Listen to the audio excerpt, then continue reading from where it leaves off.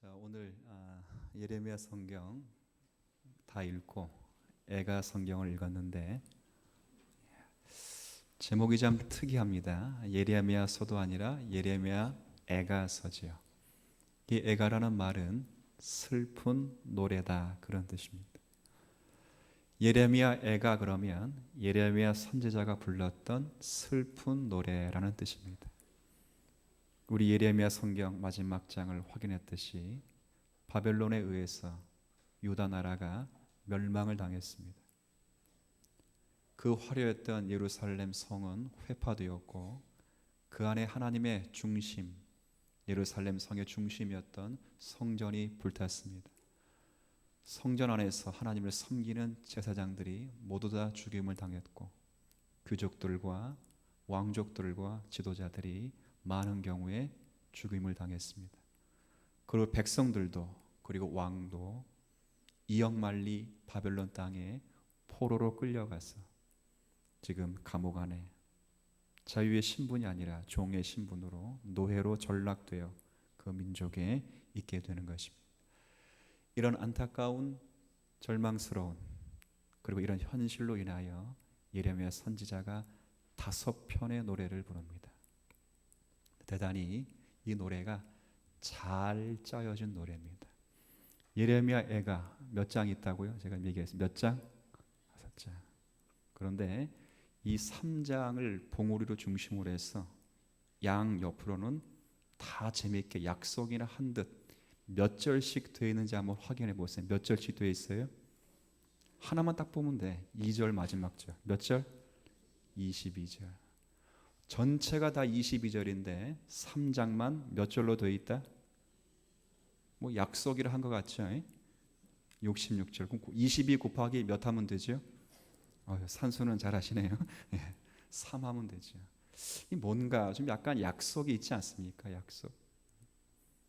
다른 것이 아니라 이걸 두운시라고 합니다. 두운시. 이것은 영어 알파벳은 26개지만 구약 성경을 기록한 히브리어 성경의 알파벳은 22개입니다. 그래서 영어로 예를 든다면 1절은 A로 시작되고 2절은 B로 시작되고 3절은 C로 시작돼요. 근데 3장은 곱하기 몇 하면 된다고요? 이걸? 3. 왜 그렇게 운율을 맞추었는가? 제가 어제 인터넷상에서 이제 구약을 정독하는 히브리어로 그대로 읊는 음가를 들어봤어요. 창세기를 읽을 때와 예레미야 애가를 읽을 때는 차원이 다릅니다. 애가는 노래로 있습니다. 노래, 음률이 있기 때문에 노래로 쫙 읽어요. 조금만 들어보면 아하, 이게 이제 어떤 의미가를 감지해요. 자, 제가 물어볼게요. 왜 노래로 불렀을까? 그것도 음률을 다 맞추어서 약속에는 한짓 22, 22, 66, 22, 22. 왜 그랬을까? 오래 모아도록. 그래야지. 여러분 그 옛날에 유초등부 지나오신 분들은 한번 생각해 보세요. 교사하신 분들도 요한복음 3장 16절 어떻게 외웠어요? 그렇죠. 보세요. 하나님이 세상을 이처럼 뭐 한다고요? 자, 제가 뭐까지 했습니까 지금? 율동은 안 했지만 이게 뭐예요? 손가락으로. 그렇죠. 우리 옛날에 미술 시간에 20가지 보색을 외우는데 안 외워져. 선생님이 노래를 가르쳐줘요. 어떤 노래인가 하면 다 배웠을 것 같은데 빨다주 귤로 노연 연풀록 초점바. 저만 외웠어요 지금? 20가지 보색 저만 외운 것 같은데 다 그렇게 외웠어요. 왜 그러는가? 오랫동안 기억하도록.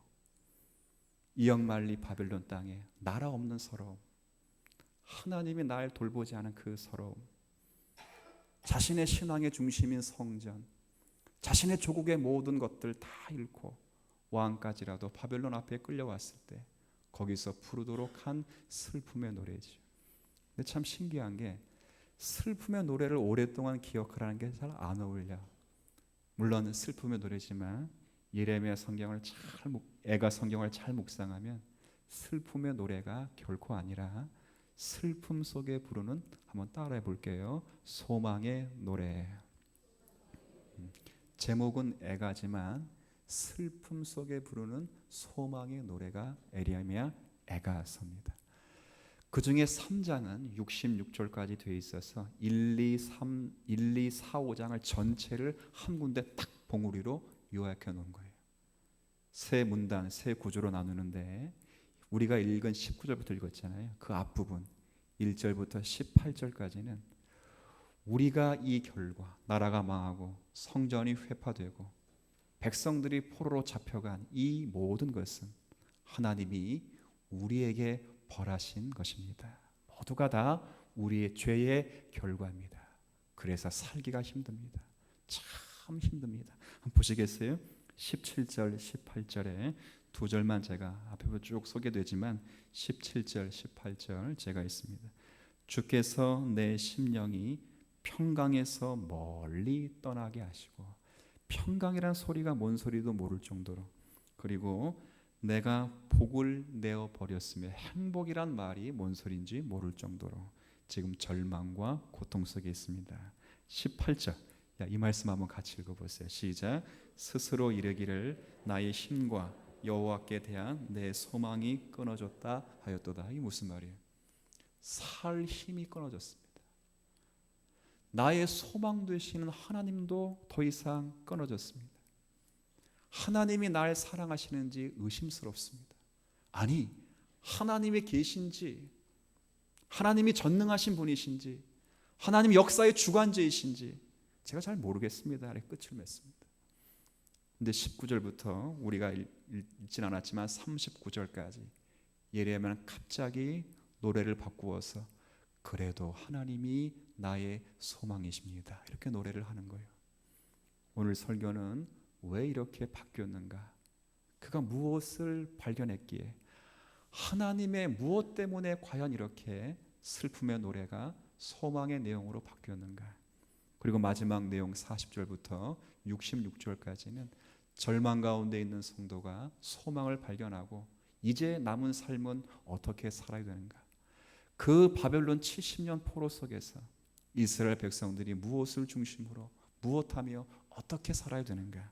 그걸 이야기하는 요점은 회개하고 돌아가고 주님께 손을 들라, 그 말이죠. 40절 41절, 이게 세 번째 문단, 시작하는 문단입니다. 제가 읽을게요. 우리가 스스로 우리의 행위들을 조사하고 여호와께 돌아가자. 자, 거꾸로가 아닙니다. 돌아가면 하나님이 내게 소망이다가 아니라 하나님이 내게 소망이시니 돌아가자, 그 말이에요. 41절, 우리의 마음과 손을 아울러 하늘에 계신 하나님께 들자. 언제까지? 50절 같이 있습니다. 여호와께서 하늘에서 살피시고 돌아보실 때까지니이다. 언제까지요? 하나님이 그 낯을 다시 우리에게 드실 때까지. 자, 묻습니다. 기약이 없는 소망입니까? 기약이 있는 소망입니까? 중간에 노래한 게 그거예요. 기약이 있습니다. 내 문제, 내 고통, 내 아픔, 이것 때문에 하나님이 안 계신 줄 알았습니다. 그런데 하나님만이 소망이십니다. 이제 주님께 손을 들고 기도할 터인데 주께서 우리에게 은혜 베풀어 주시기를 원합니다. 이게 세 번째 문단이에요. 오늘 우리가 살펴볼 내용, 자, 그럼 제가 조금 전에 문단 설명할 때 드렸던 말씀처럼 왜 갑자기 예레미야는 절망 중에 있다가 갑자기 소망을 하나님께 두었는가? 참 신기해요. 제가 읽으면서 왜 절망 중에 있는 성도가 갑자기 마음이 바뀌게 되었는가? 그걸 한번 생각해 봤어요. 환경이 바뀌었는가? 예를 들면 이렇게 절망 가운데 절규하고 있는 이 순간에 갑자기 바벨론 나라가 멸망을 당했는가? 아니요.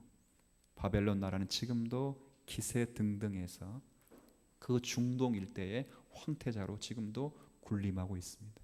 아니면 이런 노래를 듣고 하나님이 마음이 아파가지고, 그렇잖아요. 내가 너무 좁혔나? 그런 게 있어요. 우리 아이들 때리다 보면 이 엄마가 감정에 실려가지고, 우리 집이 그렇다는 게 아니라 보통이지, 감정에 실려가지고 5대 때릴 걸 몇 대 때리죠? 곱하기 3? 그럼 거의 죽을 것 같고 한두 대 더 때리는 거죠. 때리고 나면 마음이 어때요? 마음이 아프죠. 하나님의 실컷 때려놓고 미안, 내가 5대 때릴 걸 10대 때려가지고 되게 미안하다 해서 다시 과연 그런 것인가? 아니라고요. 하나님도 여전하시고 바벨론의 기세도 여전한데 바뀐 것은 아무것도 없는데 노래하고 있는 슬픔에 가득 찬 예레미야가 마음이 바뀌었다는 거예요. 무엇 때문에 바뀌었는가? 바로 그 절망 가운데 하나님의 어떠하심을 보았기 때문에 그런 것입니다. 여기 예를 들어 19절부터 21절까지를 제가 먼저 한번 언급해 드릴게요. 자, 한번 보십시오. 자, 19절. 내 고초와 재난, 고초와 재난을 이렇게 표현합니다. 쑥과 담즙, 쓸개즙을 기억하소서. 제가 묻습니다. 쑥과 쓸개즙의 공통점 뭐라? 잘하시네. 쓰다예요. 제가 몰라서 물어보는 거예요. 일부 예배 때는 다 모르시던데 쓸개즙이 정말 써서 쓸개라고 부르는 겁니까? 쓸개가? 잘 모르겠어요. 저도 몰라서 물어보는 거예요. 지금 알면 이렇게 밀어붙이려고 앞으로. 그래요. 둘 다 써요. 자기가 당한 그 고통이 지금 엄청 괴롭고 쓰다는 거예요. 그래서 그것을, 이 고통을 기억에서 지우려고 해도 항상 되새겨지고 그 마음이 나를 옥조이고 있다 그 말이에요. 20절 얼마나 아픈가. 20절 내 마음이 그것만 생각하면, 그렇죠, 내가 그것을 생각 안 하려고 해도 항상 생각이 나고, 그 다음 내가 그 생각 때문에 내 마음이 어떻게 되었다고요? 낙심돼. 낙심. 얼마나 마음 아픈 일인지를 가늠해 볼 수 있는 일입니다. 자, 그런데 21절에 21절 이것을 내가 내 마음에 담아 두었더니 그것이 뭐예요? 그 아픔, 고통, 절망, 절규. 자, 같이 있습니다. 그것이 오히려 나의, 성경 이런 구절 읽어보셨어요? 고통을 가슴에 담고 있는데 그것 때문에 하나님이 살아계시는가 의심하고 하나님의 역사가 있는가 의심하는데 그 고통에 절규하다가 하나님의 은혜를 발견하는 그 사실, 하나님의 어떠하심 때문에, 하나님의 살아계시고 은혜롭고 불변하신 그 사실 때문에 그가 다시 하나님께 소망을 두게 되는 거죠. 저는 읽으면서 앞뒤가 잘 맞지 않는다. 이런 논문 쓰면 빠꾸에 빠꾸, 이런 글 쓰면 퇴짜고, 앞뒤가 맞지 않아요. 앞뒤가. 지금 앞에서 뭐라 그랬어요? 하나님 나를 잊으신 겁니까? 우리가 읽지는 않았지만 내 기도에 응답이 없습니다. 하나님은 사자처럼, 곰처럼 나를 죽이시는 분입니다. 살 소망이 없습니다. 하나님도 내게 소망이 안 되십니다. 하나님은 역사의 주가 아닌 것 같습니다. 이렇게 하나님 앞에 절규하며 슬픔을 노래했던 그가 갑자기 마음이 바뀐 것입니다. 하나님의 사랑을 의심했죠. 고통을 덜어주지 않는 하나님께서 자신의 고통을 덜어주지 않는 이 예레미야 한 사람의 고백이 아니고 장차 이스라엘 백성들이 이런 절규를 하게 될 수밖에 없다는 거예요. 그런 고백 때문에 하나님이 이해가 되지 않죠. 하나님이 나를 버리신 것이 아닐까? 하나님이 나를 사랑하시지 않는 것은 아닐까? 아니, 하나님이 나한테 화가 나셨는가? 하나님이 안 계신 것은 아닐까? 지금의 이 상황이 자신의 신앙으로 이겨가기는 너무 버겁고 자신의 신앙이 이 현실을 이겨나가기는 아무런 도움이 되지 않죠. 근데 과연 그가 어떻게 마음이 바뀌었는가? 하나님의 어떠하심을 발견했기 때문에 그래. 제가 이제 읽습니다. 33절. 자, 한번 보시죠. 33절. 한번 눈으로 잘 확인해 보세요. 주께서 인생으로 고생하게 하시며 근심하게 하심은 무엇이 아니시다? 본심이 뭐예요? 본 마음이 아니시다. 하나님이 나라를 멸망시키고 하나님이 성전을 불태우시고 거기에 수많은 백성들이 바벨론 포로로 끌려가고 왕들이 철저하게 유린당한 그 사건을 두고 그렇게 고생하는 그 사람들, 내가 형벌로 그의 진노로 그를 쳤지만 그것이 나의 본심은 아니니라 깨달은 거지. 여기 31절과 32절 제가 한번 또 읽어볼게요. 이는 주께서 영원하도록 버리지 아니하실 것이며 32절 그가 비록 근심하게 하시나 그의 풍부한 인자하심에 따라 긍휼히 여기실 것임입니다. 누가? 여호와 하나님께서. 그래서 22절에 이렇게 노래하는 것입니다. 22절 함께 노래합니다. 여호와의 인자와 긍휼이 무궁하심으로 우리가 진멸되지 아니할 것입니다. 이것들이 아침마다 나를 새롭게 하니 주님의 성실하심이 우리의 불성실보다 크심입니다. 내 심령이 이르기를 여호와만이 나의 기업이시요 오직 내가 이 절망 중에서도 주님만을 바라봅니다. 이게 노래의 고백인 것입니다. 자, 읽으면서 전 이렇게 생각이 돼요. 야, 오늘 말씀하시고자 하시는 내용이 바로 여기 있구나. 여러분, 물론 우리 생애 속에 당하는 다양한 고통과 어려움들, 때론 풀리지 않는 숙제들이 전부 다 하나님의 진노라고 생각해서는 안 됩니다. 가끔 그런 성도들이 있어요. 어떤 분이 어려움을 당하면 그 어려움 당한 성도에게 뭐라 말하냐면 뭐 하나님한테 뭐 한 것 없어? 그건 본인이 당할 때나 본인 안에 적응하세요. 본인에 따라합시다. 너나 잘하세요. 신앙인의 기본 진리는 너나 잘하세요. 너나. 참관하지 말고 너나 잘하세요. 소크라테스가 뭐라 그랬어요? 네 분수를 알라 그랬어요. 사람을 잘 알아야지요. 진노일 수 있죠.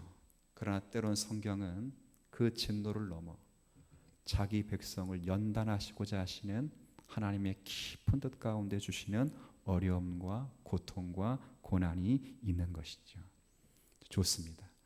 진노로 어려움을 당하나 하나님의 연단 때문에 어려움을 당하나 깊은 절규에 들어갈 때 삶의 문제로 인해서 그 마음이 풀리지 않는 숙제로 인해서 여러분 가운데 저도 마찬가지, 여러분도 마찬가지 하나님의 사랑이 끝난 것 같다라고 했던 그런 순간이 있을 것입니다.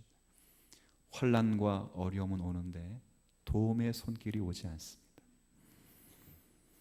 그렇게 환난과 어려움 속에 기도를 하지만 뭐라고 확 하고 마음이 와야 되는데 오는 게 없고 하나님이 침묵하십니다. 어떤 분은 그랬어요. 나는 기도할 때마다 성령이 그냥 샥 와가지고 그냥 내 마음이 그냥 홍해바다처럼 쫙 갈라진다고. 제가 물어볼게요.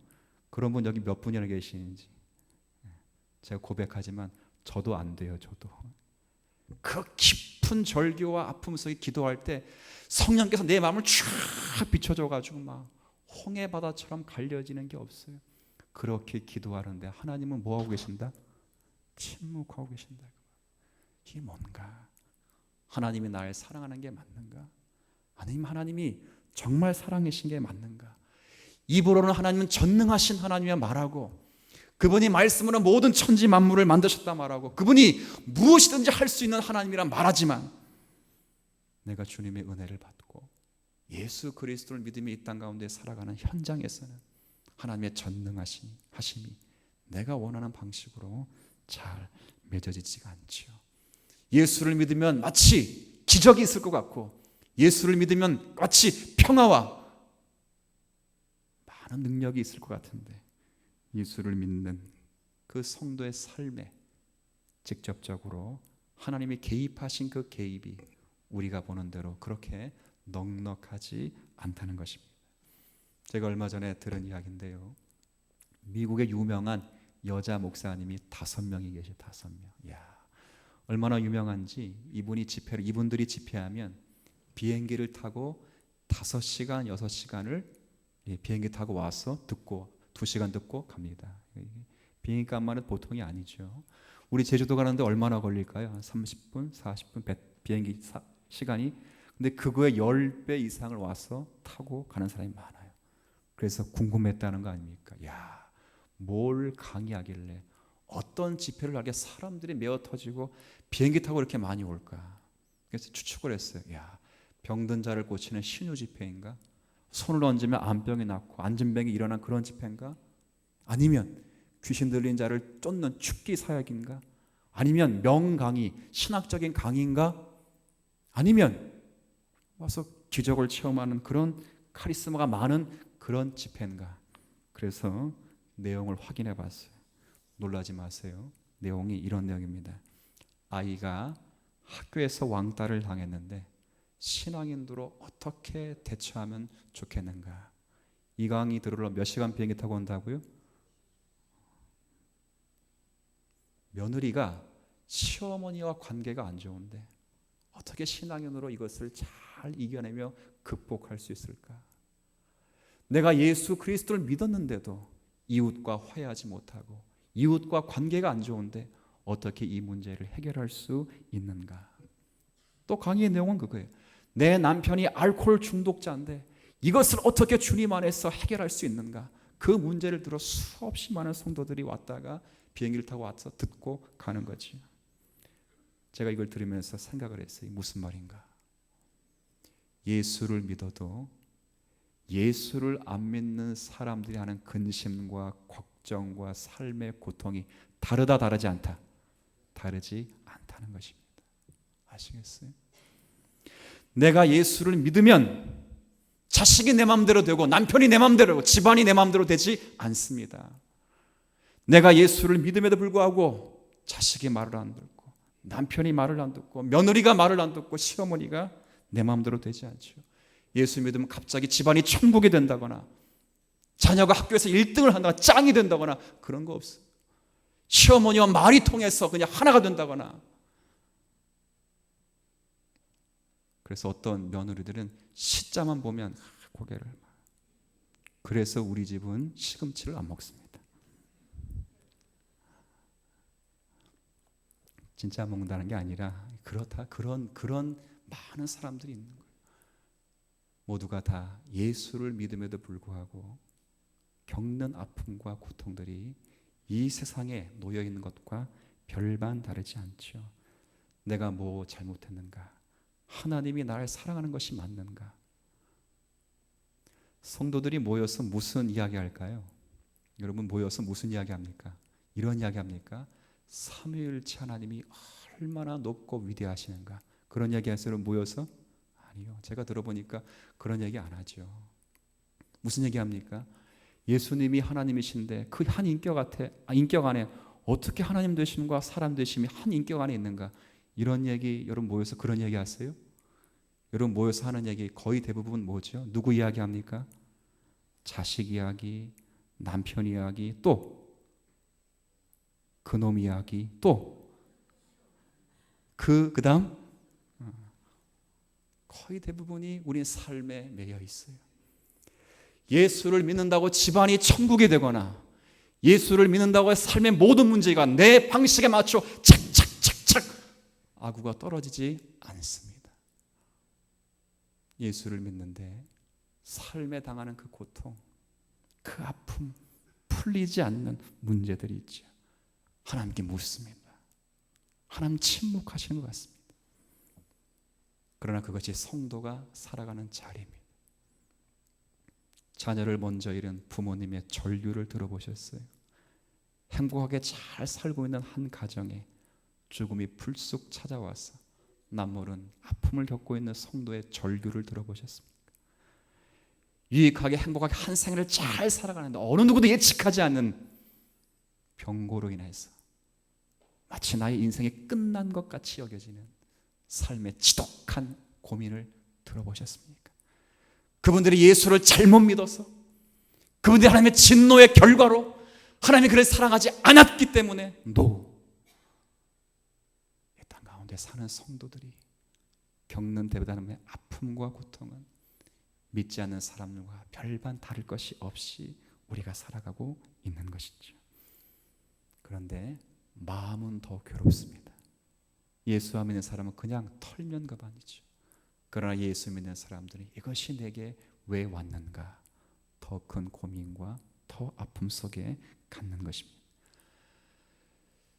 이 문제는 이제 조금 생각할 것이 이 문제는 단순히 그냥 생활적이고 그냥 어떤 사회적인 문제가 아니라 가장 깊은 신학적인 문제입니다.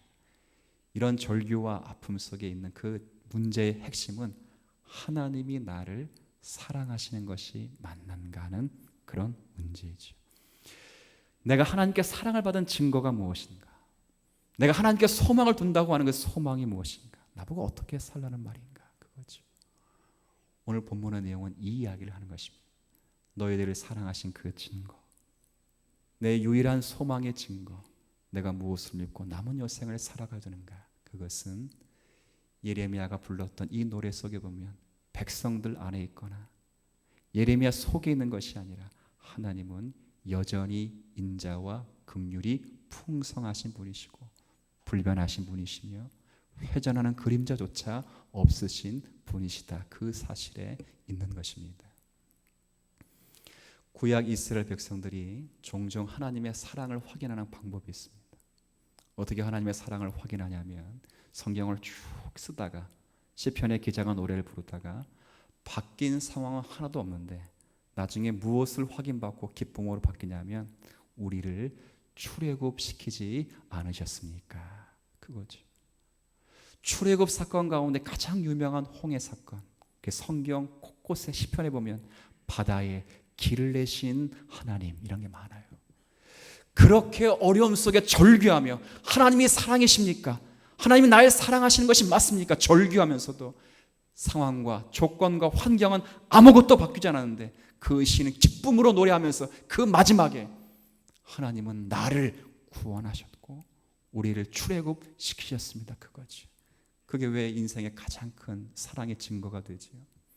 출애굽은 노예된 백성들을 구원하는 것입니다. 노예된 백성이라고 하는 것은 사람들에게 대접을 받지 못하는 인생에 가장 희망이 없고 인생에 가장 가치 없는 그때에 하나님 무한하신 사랑으로 그들을 보지 않고 자신의 은혜와 사랑으로 건지신 놀라운 구속의 사건이지요. 이런 경험, 이런 고백 우리도 했습니다. 로마서 5장을 한번 가보시죠. 자, 로마서 5장입니다. 이런 비슷한 고백이 우리 가운데 있습니다. 로마서 5장.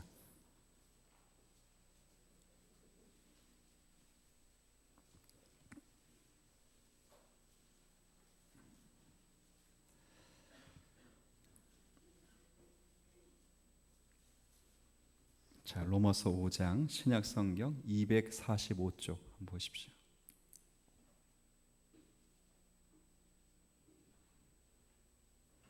5장 8절 한번 제가 읽어볼 테니까 여러분 눈으로 잘 한번 보세요. 자, 5장 8절 245쪽입니다.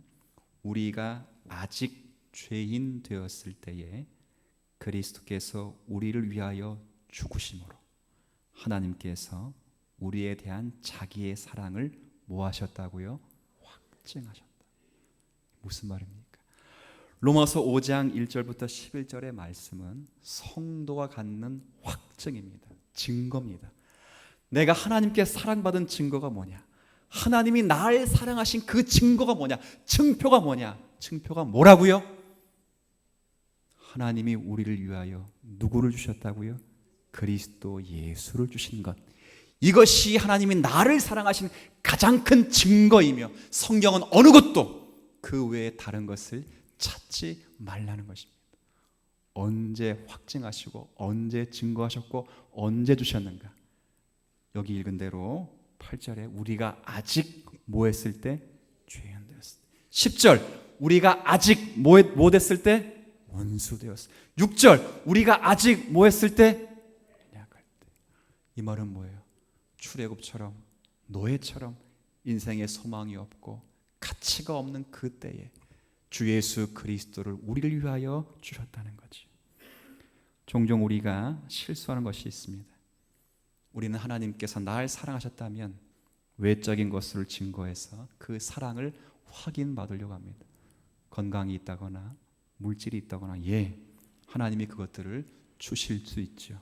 그러나 성도가 갖는 하나님이 나를 사랑하신다고 가장 큰 확증과 증거는 예수 그리스도가 저와 여러분을 위해 오셨다는 것이고 하나님이 그리스도를 저와 여러분을 함께 묶어 두셨다는 것입니다. 이렇게 한번 예를 들어보겠습니다. 제가 3층에서 목양 설교를 준비하는데 똑똑똑 누가 두드립니다. 와서 제가 어려워서 그러는데 돈 좀 주세요. 얘기 들어보고 필요하면 이상도 주고 적으면 작게도 주죠. 그런데 이야기를 듣고 야, 참 불쌍하다 하고 내가 돈이 없으니까 시찬이를 가지세요. 제 아들 이름이 시찬입니다. 여러분 시찬이를 가지세요 그러면 누가 미친놈 되는 거죠? 괜찮아요. 누가 미친놈 되는 거예요? 그렇죠. 그런데 하나님이 그 미친 짓을 하셨습니다. 아시겠어요? 이해가 되지 않고 용납이 되지 않고 아무런 가치가 없는 저와 여러분 버러지 같은 그 인생들에게 자기 아들을 주셨다고요. 그리고 그 아들과 여러분을 묶으셔서 여러분을 보실 때마다 아들을 보시듯 보신다는 것 아닙니까? 이 사랑을 이해하시겠습니까? 제가 그 거린을 위해서 제 아들 가지세요. 이 뭐예요? 농담입니까? 진담이라면 그 거린을 아들처럼 대우한다는 것이고 그 거린을 아들과 동격으로 삼는다는 것이고 아들을 대하듯 그 사람을 대우할 것이고 아들의 것이 그의 것이 될 것이고 내가 거린에게도 아버지가 되겠다는 사인이지요. 어느 인생치고 이렇게 한 인생이 없습니다. 그러나 하나님께서는 저와 여러분을 사랑하시는데 물질을 줘서 사랑한다는 말을 하지 않습니다. 내가 재물을 줄게, 내가 건강을 줄게, 사업 잘 되게 줄게, 그런 것으로 사랑 확인을 받지 마시고 우리가 아직 원수 되었을 때, 우리가 죄인 되었을 때 우리를 위해 보내신 예수 그리스도, 그로 말미암아 저와 여러분을 하나로 묶고 있는 이 사랑, 뗄래야 뗄 수 없는 그 사랑으로 확인받는 성도가 되시기를 진심으로 바랍니다. 이제는 하나님은 우리를 버리실 수 없습니다. 왜요? 묶어 놓았기 때문입니다. 8장을 한번 가보십시오. 로마서 8장입니다.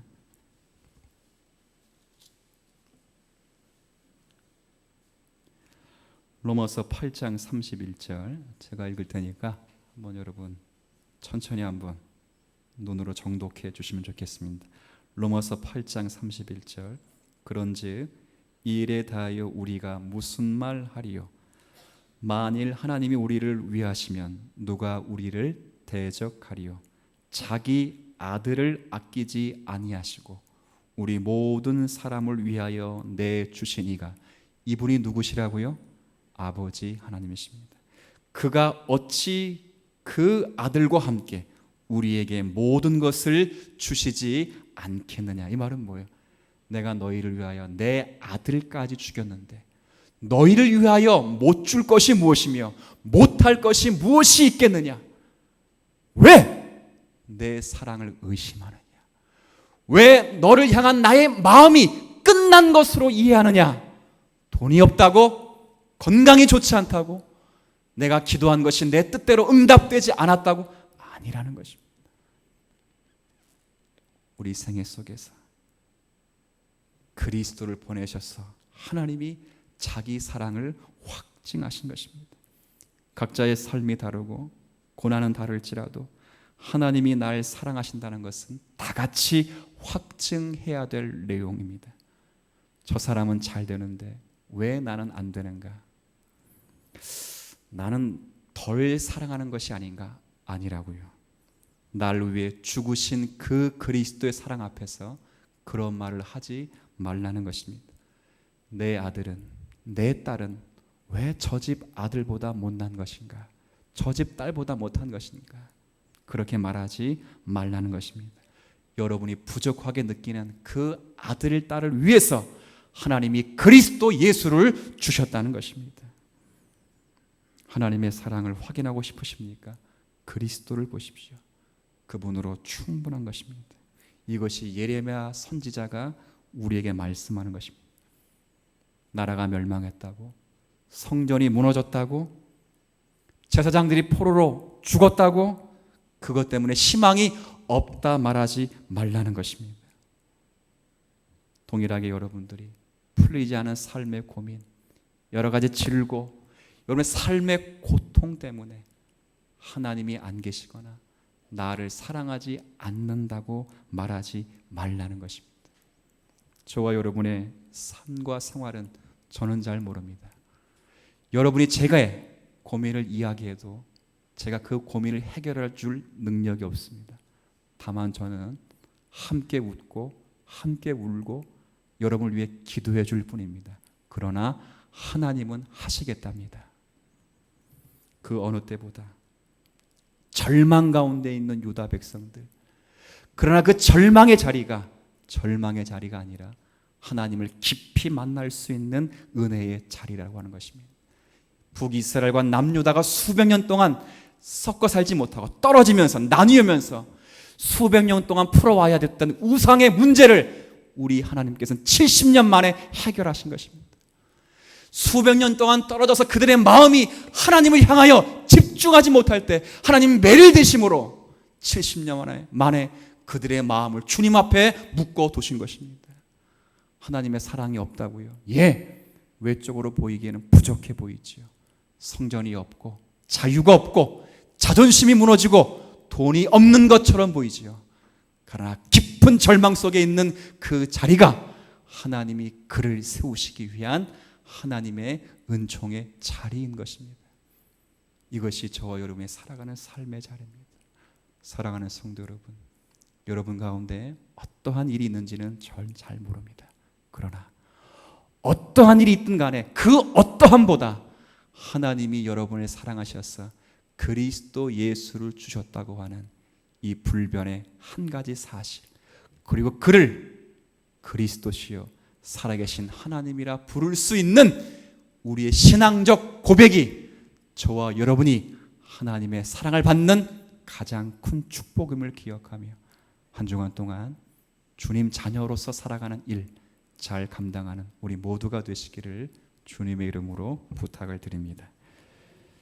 하나님 아버지, 소망이 없다 불평하고 더 이상 하나님의 사랑이 없다 불평하게 될 그 유다 백성들을 대신하여 예레미야 선지자가 미리 간구하고 절망하며 하나님께 탄원하고 있습니다. 그러나 인생으로 보면 가장 깊은 어려운 터널을 돌아가는 것처럼 보일지라도 바로 그 자리에도 하나님의 사랑은 불변하시며 주님의 은혜는 여전하다는 사실을 기억하곤 합니다. 이 땅을 살아가는 삶의 자리에서 성도가 가질 수 있는 가장 큰 축복과 유일한 소망과 희망, 그리고 우리를 사랑하시는 하나님의 그 사랑의 증거가 무엇인가? 나를 위하여, 버러지만도 못한 나를 위하여, 노예만큼도 못한 우리를 위하여 자기 아들을 주시고 죽이신 그 사실 하나로 우리의 전부를 하나님께 드릴 수 있는 성도가 되게 하여 주옵소서. 내게 좋은 것이 있어야, 내가 원하는 것이 있어야 하나님이 날 사랑한다 그렇게 말하지 않게 하시고, 어떤 자리, 어떤 어려움, 어떤 즐거움에 있을지라도 그것으로 일희일비하지 않게 하시고 오직 나를 향한 하나님의 긍휼하심으로 우리의 인생이 주님께 고정된 시선을 따라 살아가도록 은혜 위로 역사케 하여 주옵소서. 감사드리며 예수님의 이름으로 기도 올리옵나이다.